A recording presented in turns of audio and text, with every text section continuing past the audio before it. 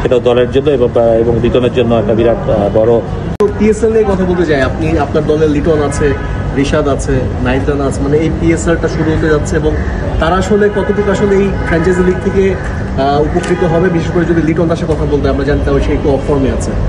দারুণভাবে আমি মনে করেছি সবচেয়ে বড় কথা লিটন যদি পুরা প্রথম একাদশে প্রথম থেকে খেলে সেটা সবচেয়ে বড় জিনিস। আমি মনে করি যদিও খেলে তাহলে এটা এবং ও যদি খেলায় ভূমিকা রাখতে পারে ম্যাচ জিতার জন্য তাহলে দারুণ একটা ব্যাপার হবে, সেটাও দলের জন্য এবং লিটনের জন্য একটা বিরাট বড় কনফিডেন্ট বিল্ড আপের জায়গা হবে বিশেষ করে সেটা। এবং লিটন দাসের আসলে টি-20 ক্যাপ্টেন নিয়ে আমরা আলোচনা শুনতে পাচ্ছি, যে আপনার কাছে কি মনে হয়, আপনি এতদিন ধরে আপনার এক্সপিরিয়েন্স, লিটন দাস টি-20 ক্যাপ্টেনের জন্য কতটুকু আসলে?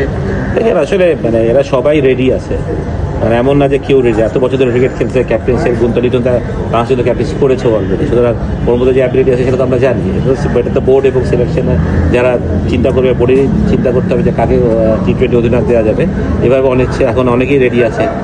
আমি যদি বলি তাসকিন, মিরাজ, শান্ত তো করছেই, আর লিটন, অনেক ছেলে যারা ক্যাপ্টেন্সি ইয়াং যারা এই ব্যাচটার অনেক ছেলে আছে, কারণ এরা সব এক ব্যাচেই বলো। আমার মনে হয় শুধু তাসকিন এদের থেকে একটু সিনেমা মনে হয়, বাট সবাই রেডি আছে। যেটা লিটন হতে পারে, মিরাজ হতে পারে, তাসকিন হতে পারে, যে কেউ হতে পারে, বাট বোর্ডের ওটাই ডিসিশন নিতে হবে কাকে দিলে সেটা ভালো হবে, সেটা ইম্পর্টেন্ট। বাট লিটন আমি মনে করি যে ব্যাট চয়েস।